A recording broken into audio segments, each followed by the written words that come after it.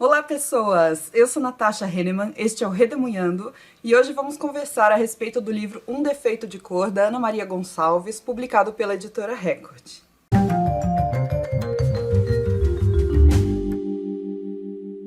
Um Defeito de Cor é esse livrão de quase 1000 páginas, ele tem aí suas 950 páginas, do qual eu ouvi falar super bem desde que ele foi lançado. Muitos amigos e amigas meus que leram o tem como livro favorito da vida, e isso já elevou bastante as minhas expectativas em relação a esse livro.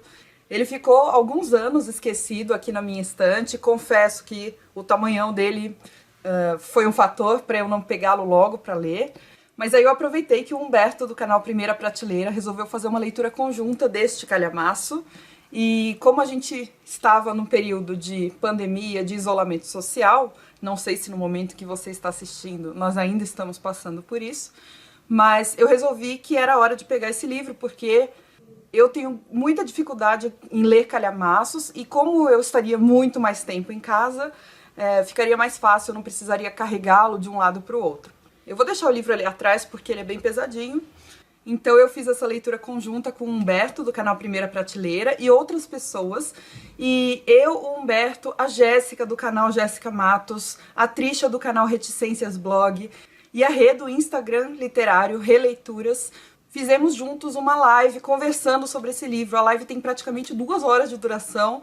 A gente conseguiu conversar sobre vários aspectos, inclusive algumas coisas que eu vou trazer aqui para vocês hoje foram faladas na live por essas pessoas também, tá bom? Se você tiver interesse em assistir, o link para a live tá aí no box de descrição. Tem spoilers, tá bom? Nessa live a gente fala sobre todos os assuntos tratados no livro, sem medo de revelar coisas do enredo. Esse vídeo aqui que eu tô fazendo hoje, eu não vou dar spoilers propriamente ditos, eu vou falar de alguns aspectos do enredo, mas que não atrapalham a sua leitura. Então, só para resumir o livro, ele se passa no século XIX, começa lá nos anos 1810 e vai terminar, agora eu não me lembro a década, mas eu acho que é 1880, e começa se passando num lugarzinho chamado Savalu, no reino do Daomé, lá no continente africano, onde nós acompanhamos uma pequena família e uma criança dessa família chamada Keindé, ou Kerinde, eu não sei como é que se diz direito, mas o Humberto fala Kerindé, parece que alguém ensinou ele nos comentários lá do vídeo dele, então eu vou manter essa pronúncia.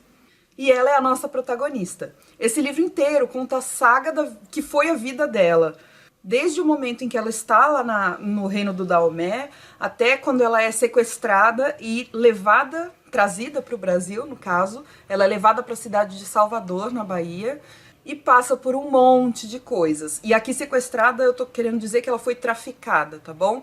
A Keindé é uma mulher negra e foi trazida para o Brasil como uma pessoa escravizada.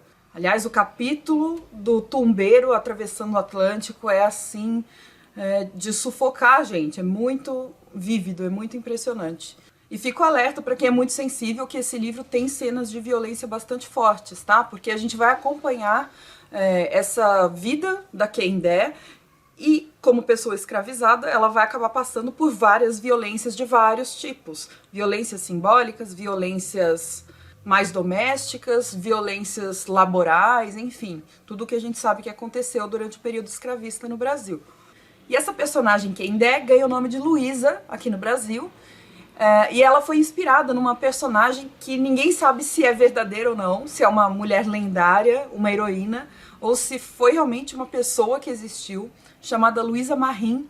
Que eu saiba, não existe documentação sobre essa mulher, mas ela virou um grande símbolo de luta abolicionista, de luta contra a escravidão, de resistência das pessoas escravizadas, e esse é um dos pontos fortes do livro, eu já vou comentar com vocês. E a história dela está intrinsecamente ligada à história de Luiz Gama, que é esse sim existiu, de fato, nós temos comprovação documental de que ele existiu. Luiz Gama foi um grande abolicionista, um grande advogado que defendeu muitas manumissões, muitas libertações de pessoas escravizadas. E agora, partindo um pouco para minha opinião pessoal sobre o livro, eu não fiquei completamente encantada do mesmo jeito que esses meus amigos que eu mencionei para vocês no início do vídeo. Então, assim, não foi um livro que me pegou pela alma, sabe? Me pegou pela garganta e tipo, vem comigo. Eu achei um ótimo livro, eu acho que é um livro que todo brasileiro deveria ler, mas algumas coisinhas me incomodaram. Então eu vou falar aqui com vocês tudo o que eu achei. Vou comentar o que eu considero pontos muito positivos, extremamente positivos desse livro, e alguns pontos que me incomodaram. E aí talvez não sejam pontos negativos do livro em si, mas da minha relação com o livro, tá? Da minha experiência de leitura. Vamos aos pontos fortes, então.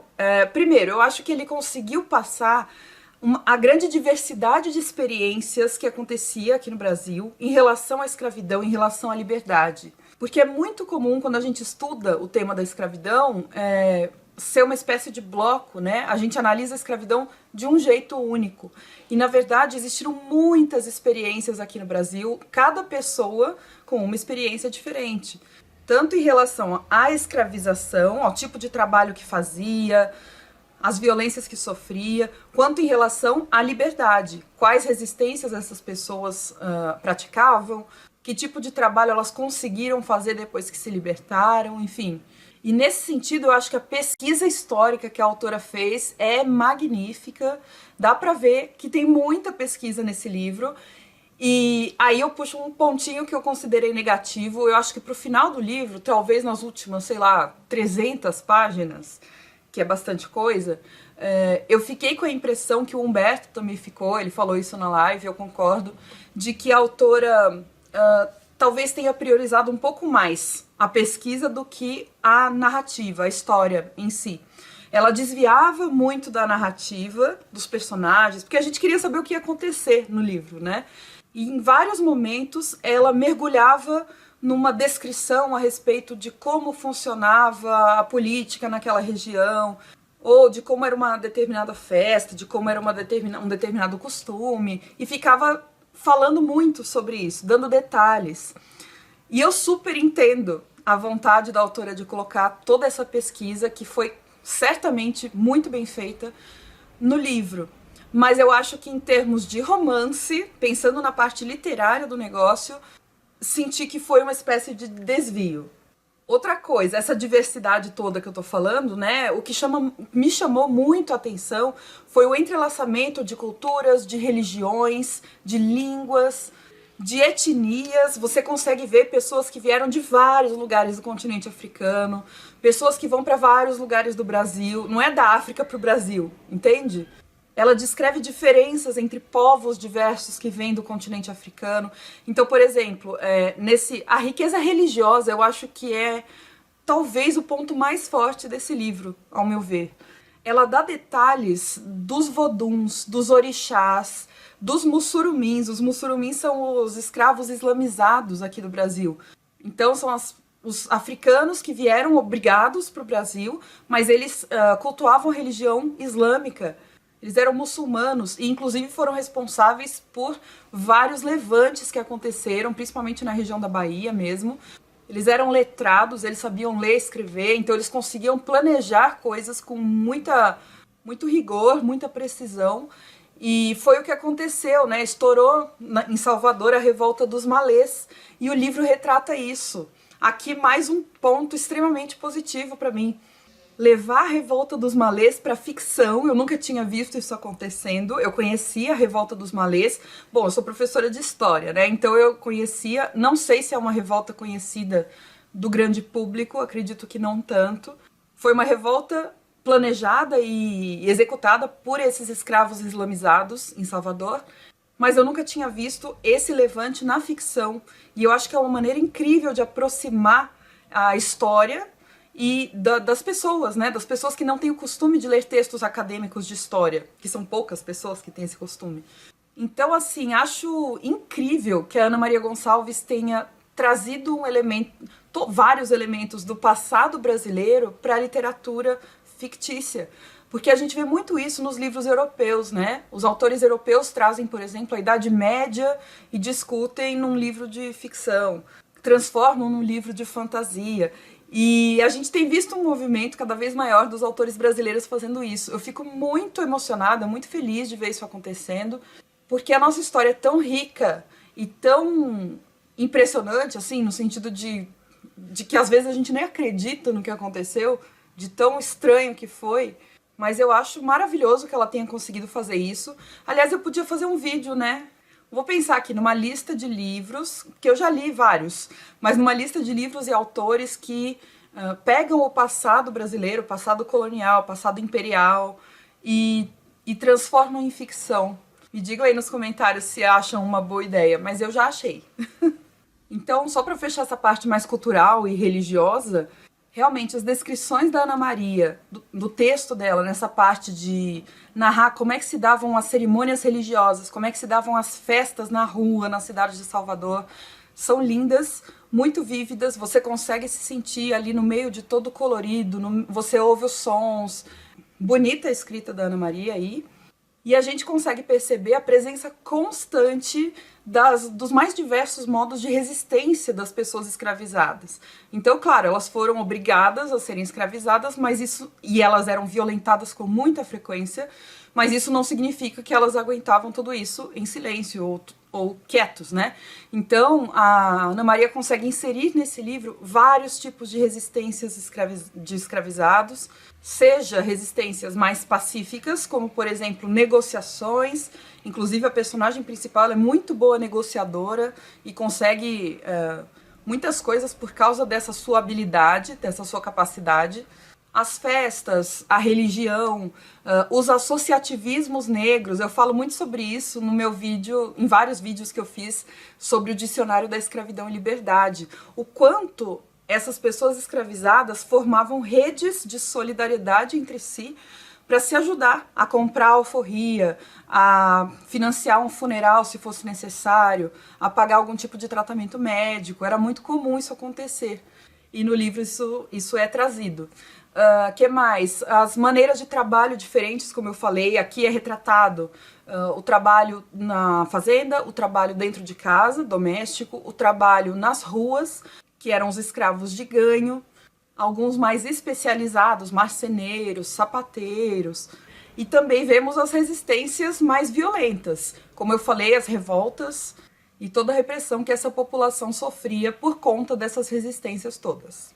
Outra coisa muito legal que eu achei é que o livro não fica só se passando em Salvador.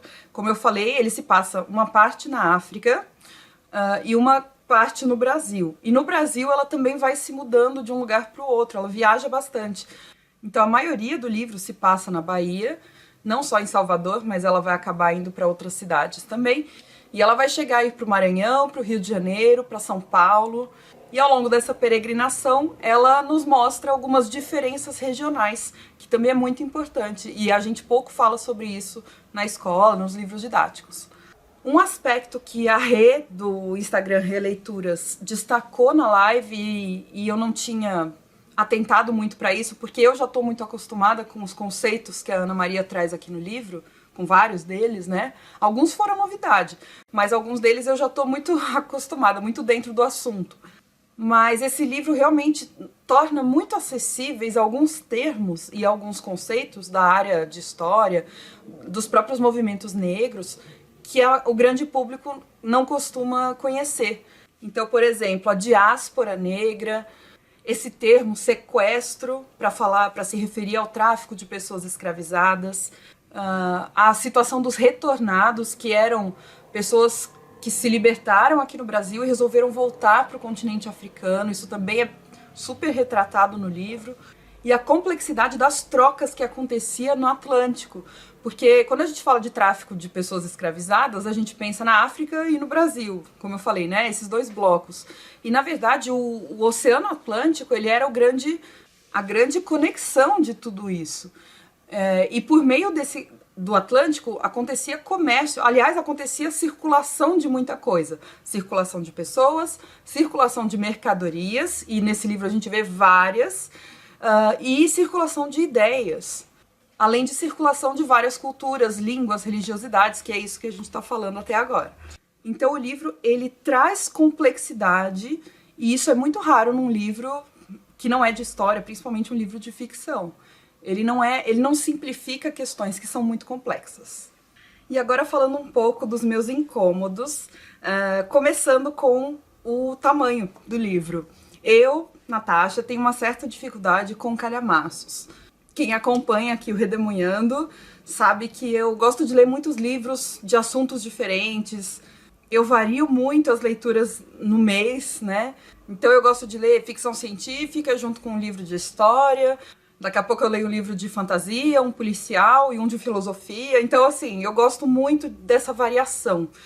E um calhamaço pressupõe que eu vou ter que ficar muito tempo lendo a mesma coisa. E isso já me deixa um pouco cansada de início.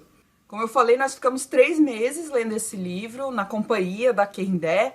E assim, o meu problema com esse tamanho muito grande, além dessa parte que eu fico um pouco enjoada do tema, um pouco enjoada da escrita, essas coisas, é que eu sempre acho que o livro poderia ser mais curto, quando ele é muito grande. Então cai um pouco nessa questão que eu já mencionei para vocês, de que, principalmente no final do livro, eu senti que a história se perdeu um pouco e que muita informação foi dada simplesmente porque era uma informação extremamente interessante, mas que não necessariamente agregava alguma coisa à história. Um outro ponto que sempre me pega num livro, e neste não me pegou, é que eu presto muita atenção na forma do livro, na forma como ele é escrita, no estilo. Eu gosto de autores que têm uma marca de escrita, por exemplo, Saramago é meu autor favorito, Guimarães Rosa. Eles têm esse sabor no texto, sabe? Não só no que eles estão contando, mas no como eles contam. E eu sinto que nesse livro da Ana Maria, o texto é quase que transparente. Você não presta atenção na linguagem, você não presta muita atenção no jeito que ela está contando. Você presta atenção no que ela está contando. O que também é legal. Mas pra mim, pra um livro ser assim, explosivo, pessoalmente, eu quase que preciso que tenha esse temperinho no formato do texto. Esse formato que ela escolheu, uma espécie de relato, quase que um depoimento da personagem, é muito interessante porque ele acaba sendo fluido, né? Você não é um texto truncado. Aliás, esse é um dos maiores elogios que eu ouço para esse livro, o de que ele é muito dinâmico, é muito fluido e você não quer largar e o texto é fácil, apesar de ele ser muito grande. Mas eu sinto falta desse elemento mais estético para me causar um encantamento pelo livro. A Jéssica, na live, apontou uma coisa muito interessante que eu não tinha conseguido ainda racionalizar. Ela falou sobre como a linguagem do texto é extremamente atual pra gente do século XXI. E é claro que isso acaba sendo anacrônico, né? Porque a gente está lendo um texto que se refere ao século XIX, ele se passa no século XIX, a narradora é do século XIX, mas a linguagem é do XXI. Então isso pode causar um certo estranhamento, embora ganhe na parte da fluidez do texto pra gente. Mas, por exemplo, o exemplo que a Jéssica deu é que ela fala muito o você, você. Você é um termo que a gente usa hoje, mas que no século XIX não era usado. E que, de alguma maneira, pode prejudicar um pouquinho a ambientação, entende? A verossimilhança. E é isso que eu tô querendo dizer. A mim não incomodou, assim, diretamente. Tanto que não foi uma coisa que eu consegui colocar em palavras logo. Mas depois que a Jéssica me falou, eu percebi que isso estava ali no clima do livro. Mais ou menos nesse sentido, mas aí é um ponto que eu acho que não prejudica. A autora ela acaba trazendo pra gente discussões que são muito atuais também, né? Discussões a respeito de racismo, a respeito de patriarcado, que atualmente estão muito em voga, mas eu acho que ela maneja bem esses temas falando de século XIX. Afinal de contas, ela é uma autora do XXI e nós somos leitores do século XXI também. A gente sabe o que está acontecendo, né?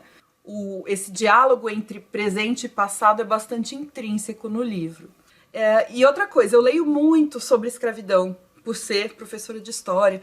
Então, é um tema sobre o qual eu tenho muita informação, eu já estou um pouco saturada. Se não for feito de uma forma muito nova, eu me sinto um pouco cansada. Então eu acho que acumulou tudo isso junto e foi uma leitura que fluiu, foi direitinho, mas não é o meu tipo de livro favorito. Isso acontece comigo também em livros sobre feminismo. Eu já li um pouco sobre o assunto, então quando eu pego um texto muito introdutório sobre isso, eu fico um pouco cansada, tipo, ai, tá bom, eu já li isso, eu já li sobre isso. Eu já vi isso sendo explicado desse jeito. E finalmente eu gostaria muito que a Ana Maria Gonçalves tivesse feito um pós-fácil contando um pouquinho sobre as pesquisas que ela fez. O prefácio do livro é muito legal, agora eu não lembro se chama prefácio ou se ela chama de introdução, em que ela conta que ela vai morar na Bahia e que ela se depara com uma documentação que a leva a escrever esse livro. É muito bacana, mas eu queria saber, assim, se ela foi em arquivos e quanto tempo ela ficou pesquisando, porque realmente é um livro extremamente bem feito, cheio de informação histórica precisa, muito interessante. E aí eu queria que ela tivesse falado um pouquinho sobre esse percurso de pesquisa que ela fez. Mas, no geral, é um livro vívido, colorido, angustiante em muitos momentos. Ele é bastante imersivo, você se sente ali junto com a Kendé. Ele tem um ritmo bastante variável, então tem momentos que você tá ali mergulhado no negócio, tudo tá acontecendo num ritmo muito frenético, e de repente o ritmo cai e tudo entra num marasmo. Existe essa variação entre reviravoltas e momentos de contextualização, de muito detalhamento histórico, por isso que a leitura às vezes é muito empolgante e às vezes nem tanto. Tem uma linha de enredo muito clara, você sabe o que ela está fazendo, por que ela está contando isso. Aliás, a partir de um determinado momento do texto você entende exatamente o porquê de ela estar contando tudo isso. E esse é um ponto bem forte do livro, porque prende o leitor, né? Você quer saber para quem que ela está contando aquilo, depois você quer saber por que ela está contando aquilo, e você vai descobrindo ao longo do texto. E é incrível como a Ana Maria Gonçalves conseguiu reunir uma história que muita gente quer ouvir, com todas essas informações, essa pesquisa fenomenal que ela fez, e uma história profundamente brasileira, mesmo que africana também. Aliás, principalmente por ser africana também. Por isso ela é uma história muito brasileira. Então, como eu falei, para mim é um livro com muitos pontos fortes, algumas falhas na minha experiência de leitura, mas que vale a pena ser lido. Eu gostaria que todo mundo lesse esse livro. A gente falou na live, é um livro que todo brasileiro deveria ler, porque faz a gente compreender todo esse complexo que foi o sistema escravista. E existem muitas opiniões sobre esse livro por aí, dei uma procurada, todas as que eu ouvi antes da minha leitura foram completamente elogiosas. Então a chance de você gostar desse livro é gigante. Agradeço muito vocês por terem assistido a esse vídeo, espero que tenham gostado. Se você gostou, deixa um joinha. Se você quiser adquirir esse livro ou qualquer outro pela Amazon, por favor, utilize meu link que está aí no box de descrição. E deixa um comentário falando o que você achou dessa leitura, se você concorda com os aspectos que eu mencionei aqui no livro, que eu apontei. E a gente vai conversar, tá bom? Se quiser também me siga no Instagram, @redemunhando, que a gente conversa por lá. E obrigada por estarem aqui sempre. Um beijo, até o próximo. Tchau!